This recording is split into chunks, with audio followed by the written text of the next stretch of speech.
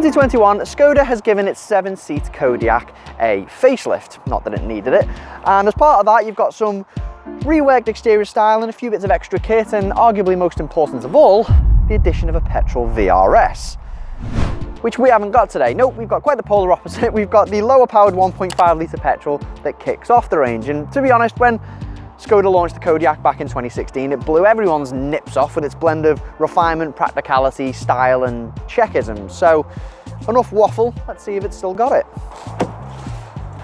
So the first thing that will hit you when you climb into the cabin is the overall build quality. Now, being part of the VW range alumni, you do get a brilliant mix of soft touch and hard wearing materials, and the layout's really no nonsense too. There's no fluff, you just get touchscreen, climate control buttons there.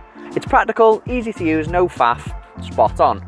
You also get this nice dash inlay here which helps break up, well, the predominantly black interior, which is nice. One thing I am surprised at though is that the virtual cockpit, i.e. the digital instrument cluster behind the steering wheel, is only an option on mid-range Kodiaq trims. It's not standard. Now, a lot of brands nowadays are starting to throw in digital instrument clusters as standard, especially when you're looking at 30 grand plus.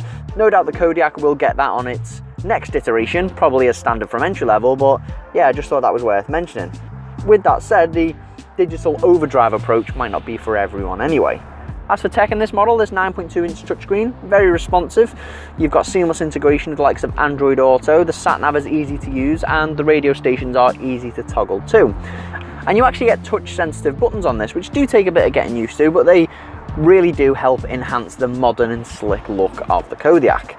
Aside from tech, practicality all round, as you might expect in a Skoda, is really good. You've got nice deep door bins, you've got loads of underarm storage here in this flippable cup holder change dish thingy, which is, well, very Skoda. You've also got this little cubby behind here, which can be a bit awkward to access when the gear stick's in park, but yeah, very usable space. So the rear seats have a nice wide opening door, which is, no, I don't know what that was, which makes it easy to climb in.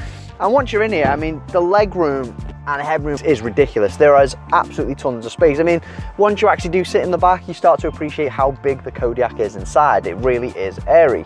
Now, you do get a bit of a transmission tunnel in the middle here, which if you're a middle passenger, you might have your knees up a little bit like this, but saying that, the footwells are so big either side, I don't think any of your passengers will mind if you borrow a bit of their space.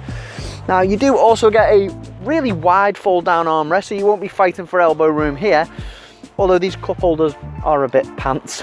But yeah, overall, the back is really, really spacious. Also, I forgot to mention actually, these seats do slide back and forth, which is always a nice feature to have, and they recline as well.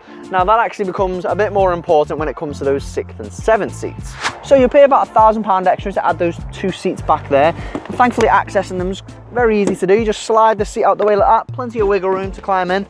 However, oh, hang on, what's going on here? Here we go. Once you actually get back here, there we go, it's pretty clear that these seats are really reserved for kids. I mean, my head's grazing the roof, my legs are sat like that, it's not very comfortable at all. You can slide this middle bench forward to free up a bit more space for adults, but ideally these seats are meant for kids.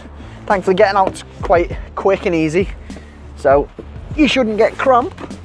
Now, even with all 7 seats in place, you do get a very usable amount of boot space in the Kodiaq. I'd say about, what, double what you usually get in a normal 7-seater. You usually end up with seats here and a rubbish shelf, and yeah, I mean, space is great. I also like the fact that these rearmost seats can be folded with a little lever here, as opposed to, you know, being forced to use these annoying pull string things. So you just go like that, boom, very easy to fold, very quick, much easier.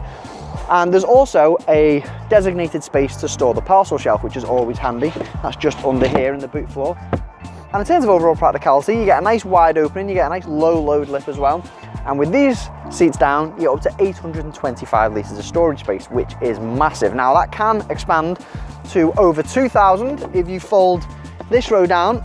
Now, unfortunately in our model, we haven't got any of the fancy quick release buttons in the booth. That is available as a £95 option, I believe. And once you do fold all the seats down, you get a nice smooth run to those front seats.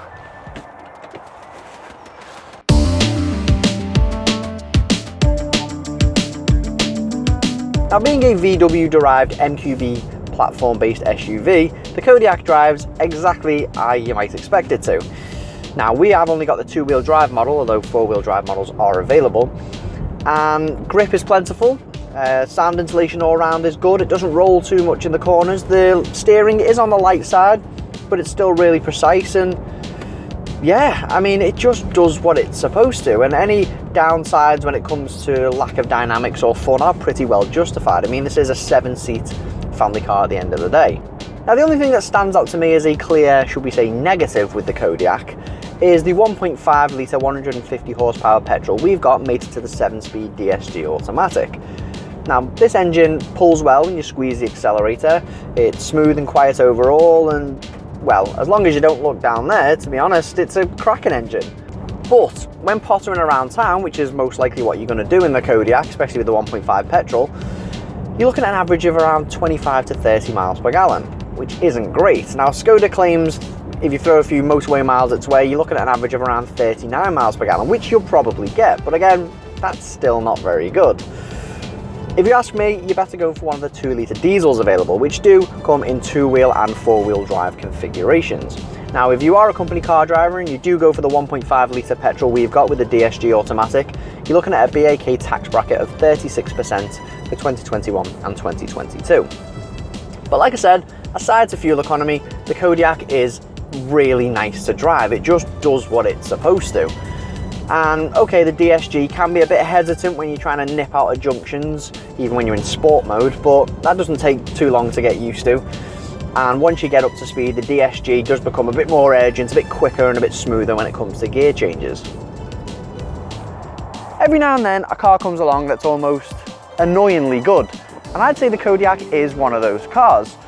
Okay, its ability to tick every single box might be trim and engine dependent, but I suppose you can say that about any car, especially those that occupy the very, very competitive SUV market. But honestly, if you've already bought into the Skoda brand and you're after an excellent value for money 7-seat family car, there's no reason not to buy it.